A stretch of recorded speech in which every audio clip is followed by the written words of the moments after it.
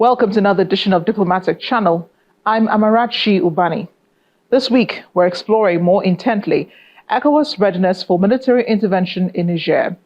ECOWAS Chiefs of Defense Staff met with other officials in Ghana last week and said they have D-Day in mind.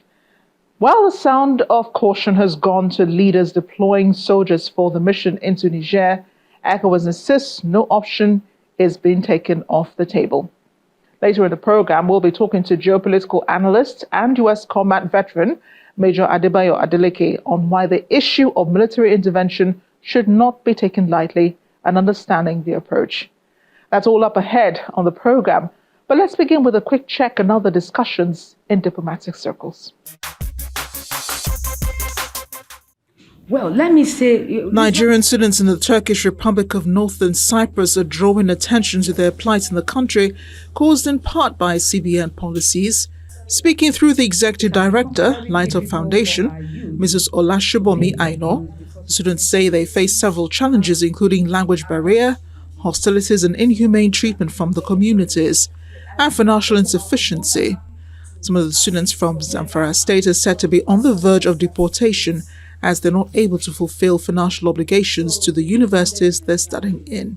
It has become very difficult for our youth to pay their bills because of the CBN policy on money transfer, among other issues confronting them.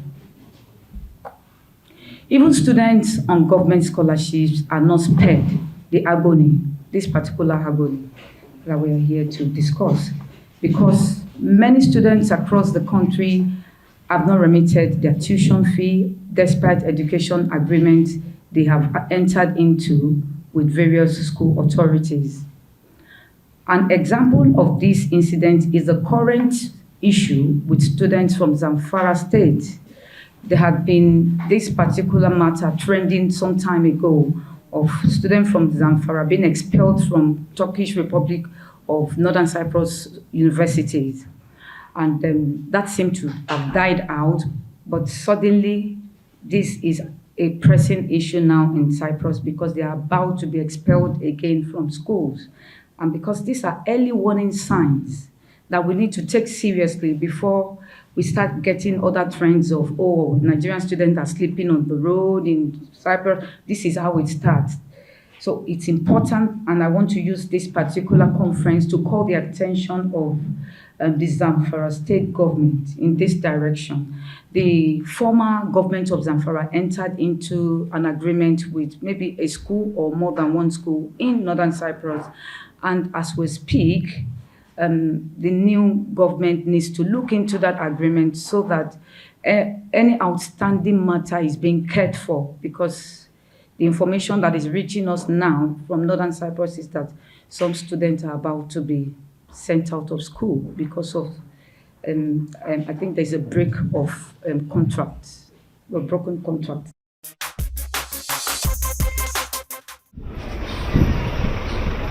Officials of the grouping of world economies of Brazil, Russia, India, China and South Africa are meeting this week on August 22nd, but they will not be the only ones at the 15th summit. The group has expanded so much that representatives from around 40 countries have shown a keen interest in becoming part of it. Official requests have been made by 23 nations, and these aspirations to join the group reflect a growing demand for a reformed world order currently dominated by the West.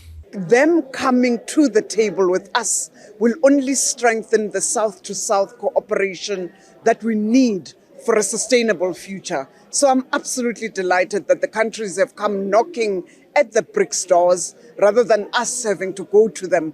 I think that any admission of new members would be, in my view, to aim to improve and enhance multilateralism rather than cause these binary economies. It's in nobody's best interest we have these binary economies.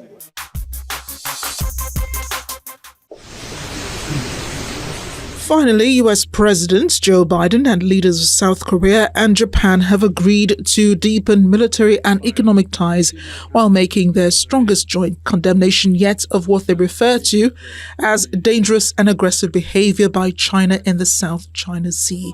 The three leaders held a summit in a bid to project unity in the face of China's growing power and nuclear threats from North Korea.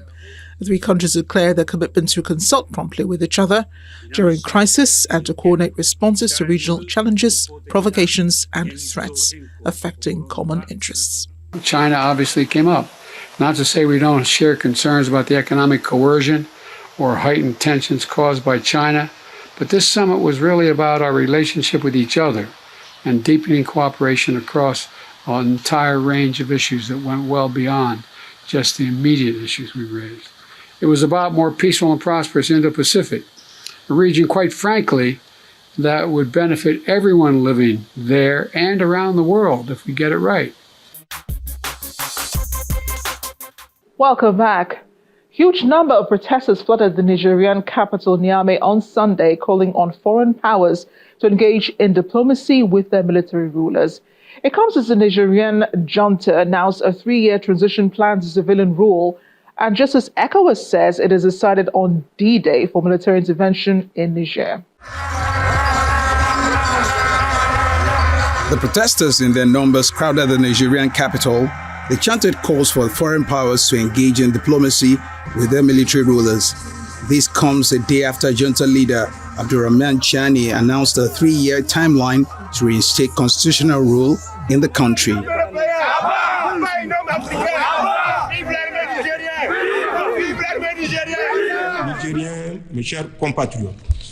It also comes after a delegation from ECOWAS met Niger's ousted President Mohamed Bazoum and held talks with Chani. Notre disponibilité à tout dialogue. Pour que la démocratie continue. Ramatu Salifu, one of the protesters, said they are in favor of democracy continuing, but democracy has been trampled underfoot for 12 years. She says the people could no longer express themselves easily before the coming of the junta. Another protester said ECOWAS should have engaged in dialogue with the people of Niger and with authorities, as things could have been sorted out then.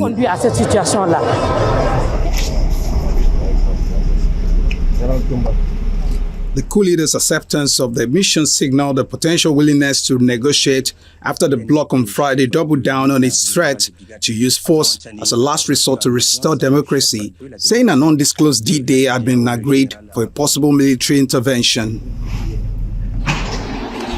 ECOWAS Commissioner for Political Affairs, Peace and Security, Abdul Fattah Musa, made the comment at a 2-day meeting of West African Army chiefs in the Ghanaian capital, Accra. We've already agreed and fine-tuned what will be required for the intervention.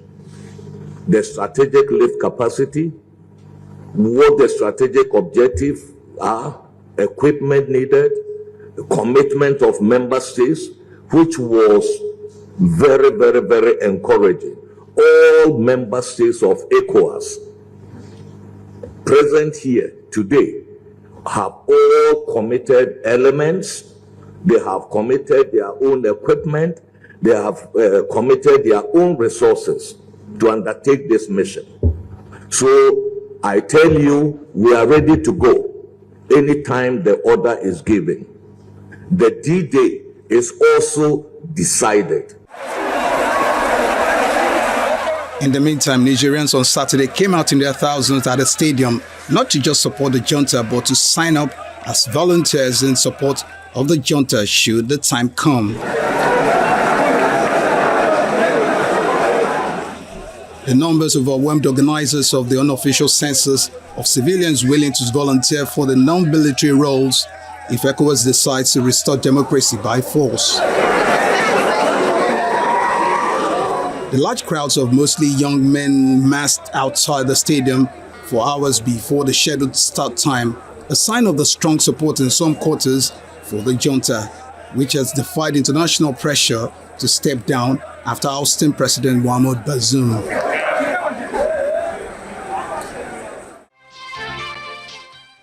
Joining us now to discuss the latest from Niger is geopolitical analyst and seasoned combat veteran of the United States, Major Adebayo Adeleke. Thank you for joining me on Diplomatic Channel. Thank you for having me, Amarachi. I'm glad to be here. Yeah, and thank you for joining us from Houston, Texas.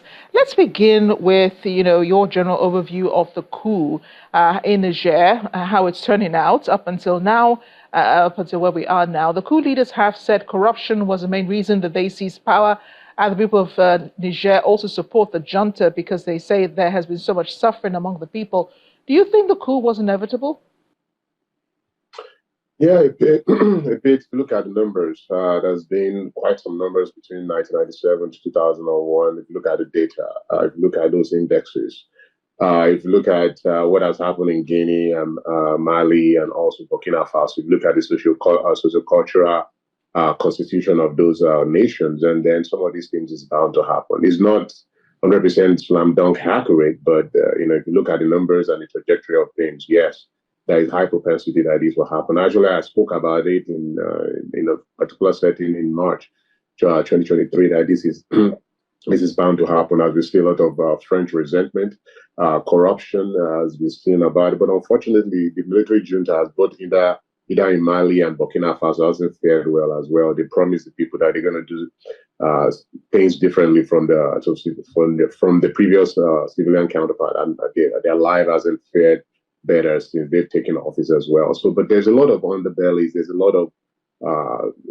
situations, a lot of factors that resulted into this coup d'état that we found that does happen in Niger. And there's a lot of news out there, information. I mean, misinformation and disinformation, which I believe is the greatest threat to our generation, including in developing world, which is kind of playing out right now. People are actually putting French sentiment there. People are putting Russia sentiment there, pitching different Western nations against each other, telling that ECOWAS is being used or whatnot. There's a lot of geopolitical analysts all of a sudden on the net. Everybody, posturing and putting their opinions out there, but the data and what is on ground is completely different from what is being put out there on the news media, which is quite interesting. But again, it's all about, the information warfare is actually playing a huge role in this. So everything is all concocted and making this Niger particular coup d'etat quite contentious. And this is why, Mali and Burkina Faso wasn't this contentious at all, but the buck stops at Niger, and everyone, all eyes on Niger right now. And it's quite important how we respond to this change of government that just happened over there.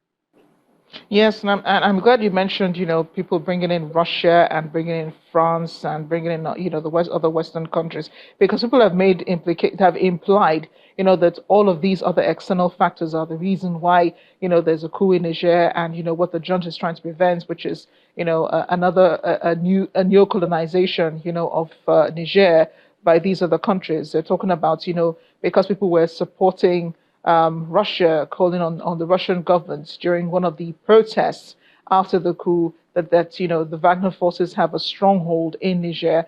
I'm glad you mentioned that. Are you saying that these outsiders do not have a hold in Niger, including the Russians? I don't believe so, and also believe that those information are quite can be misconstrued. Those information that you see on news media can be concocted, can be, flawed a bit, or can be misconstrued in a large extent. For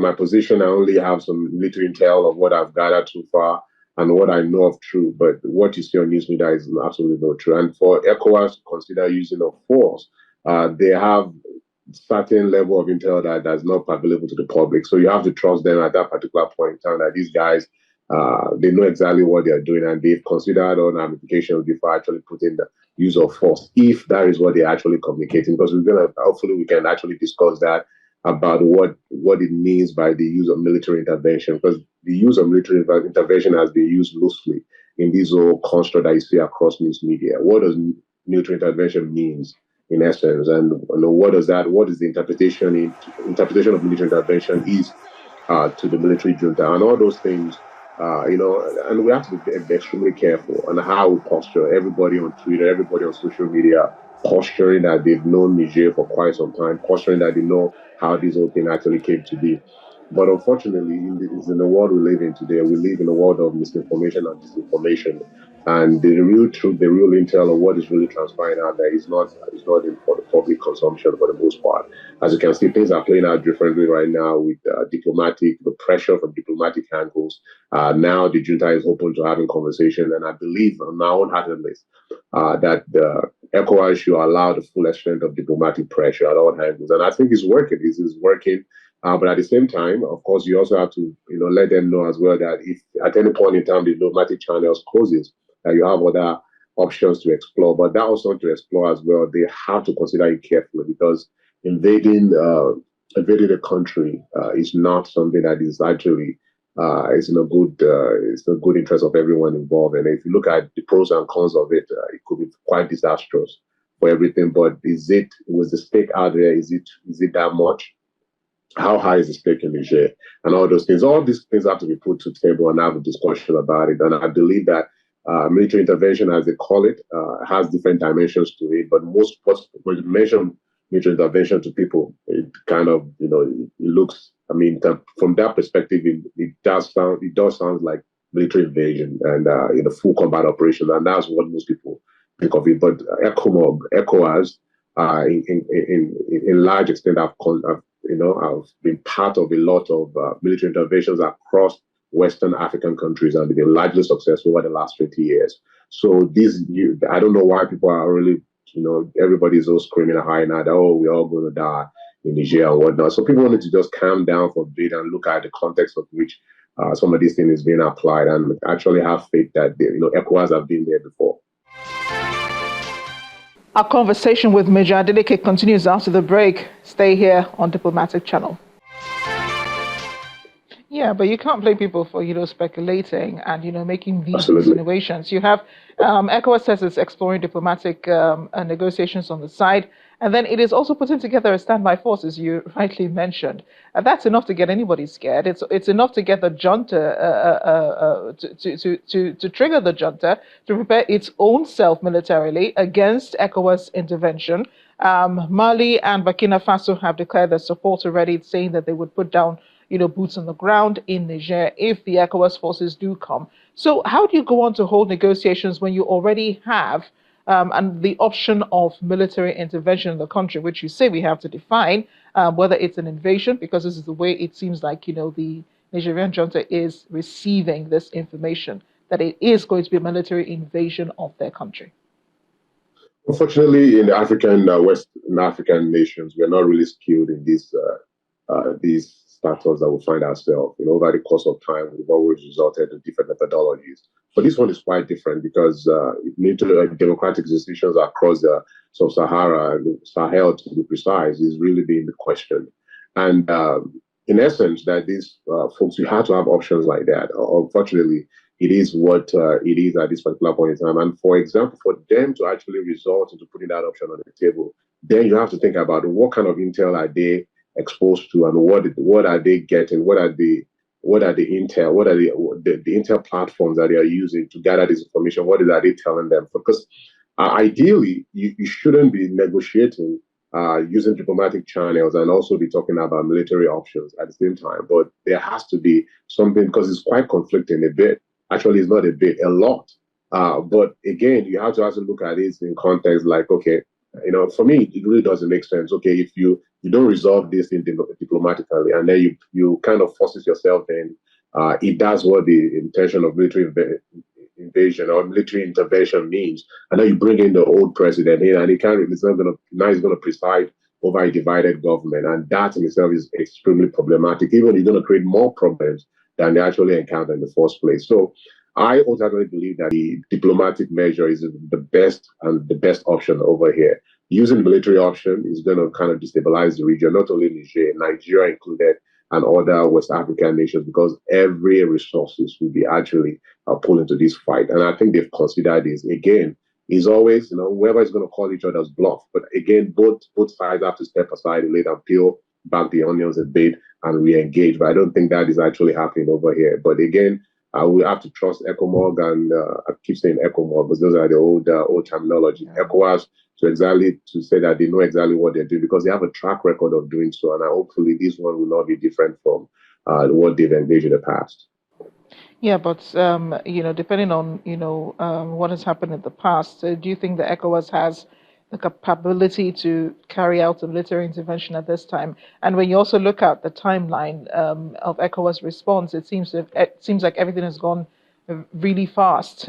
They moved straight on from announcing sanctions to announcing military intervention to holding meetings with chiefs of defense staff to going ahead to put together a standby force and saying that they have D-Day in mind. Yeah, that's quite shocking for me because, again, I said earlier that we're not really skilled in this diplomatic effort in this part of the hemisphere. And if we are, we know that some of these things are actually missteps on our part. I mean, I'm not saying that every step that ECOWAS has taken so far has been good, but I'm just saying that, I understand why they took that step, but at the same time, it's not the most preferred step. If you do a military invasion right now, I don't think any forces in the West African nation is equipped to do this.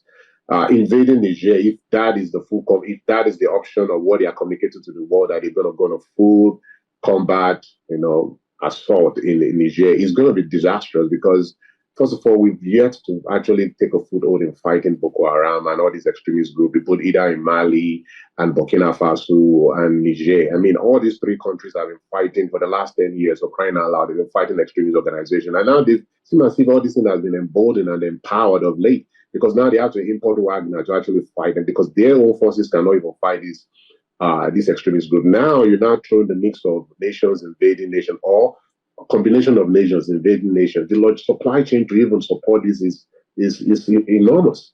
And how do you have the longer the supply chain, the more susceptible you are.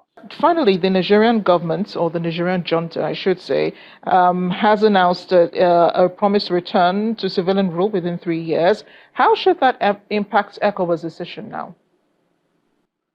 I don't know, because I don't think we have a track record of returning to military or civilian junta. I mean, we have some statistics that have been quite successful, and we have some statistics that have not been so successful as well. So from what the military junta so far, the hands they've showed so far, has it been in good faith? Can this particularly lead to 3 years? But why 3 years? Why does it have to take that long? I mean, it's not like they've been ruling for quite some time and then the military junta has been ruling for quite some time. That's going to take about 72 months or so like that to actually transition. They actually took over less than 60 days of a civilian government. And then I don't think it shouldn't take that long to return them back to the military government. And what is it going to change? I mean, maybe so this 3 years of timetable is quite disingenuous on my part, because what else is going to be happening in 3 years? The same corruption that they're saying that that's the reason why they took over the government, the same corruption that has been perpetuated with these 3 years as well. So for me, from my perspective, at least from my opinion, as well, it doesn't make sense and it's quite disingenuous. So how should ECOWAS respond? I believe they need to kind of pull back and actually, they need to have more realistic goals and realistic timetable. 3 years doesn't make sense. Why does it have to take 3 years? I think ECOWAS needs to call their bluff on this. Well, we'll see how that turns out. Thank you so much, Major Adeleke, for speaking with us on Diplomatic Channel. Thank you so much, Marachi, for having me. Finally, a grateful President Volodymyr Zelensky was in Denmark over the weekend to receive a pledge of F-16 fighter jets for the army to continue the fight against Russian forces invading his country. The jets only arrive after conditions given Ukraine are fulfilled. The Ukrainian president arrived in Denmark on Sunday after the country recently committed, alongside the Netherlands, to deliver F-16A. Accompanied by his wife, Olena Zelenska, President Zelensky was greeted by Danish Prime Minister, Crown Princess Mary and other officials at the Skrydstrup Air Base in Vojens. The Netherlands and Denmark have said they will give F-16 fighter jets to Ukraine once conditions for the transfer have been met. The pledge is the first real promise of F-16s for Ukraine's armed forces, and it comes days after the United States approved the possible delivery of fighter jets by the Netherlands and Denmark.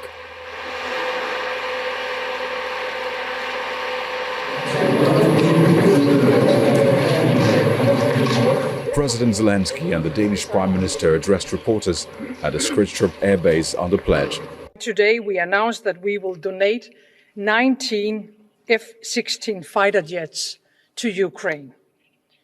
Together with the Netherlands, we are the first country to make a solid and concrete commitment to donate Western fighter jets. And hopefully others will follow now. The Netherlands has 42 F-16s available in all, but has yet to decide whether all of them will be donated. Denmark will send the first 6 around the new year. We have seen it today. More than 70 people from Ukraine is now on the ground here in Sønderjylland, preparing for training. This is a decision about defending Ukraine. So the purpose of this donation is to defend Ukraine and the country. And on the concrete questions, when are we planning to deliver? Well, the screening is going on now. The training will soon be starting, and hopefully around New Year, the first group of planes will be leaving Denmark, going to Ukraine, around 6. And then hopefully next year, 8 more planes are leaving Denmark for Ukraine, and then the year after, 5 planes. Ukraine's defense minister, Oleksiy Reznikov, said it will take at least 6 months and possibly longer to train engineers and mechanics on the F-16s. Denmark and the Netherlands have led a months-long push to train Ukrainian pilots to fly F-16s and to ultimately deliver the jets to help counter the air superiority of Russia.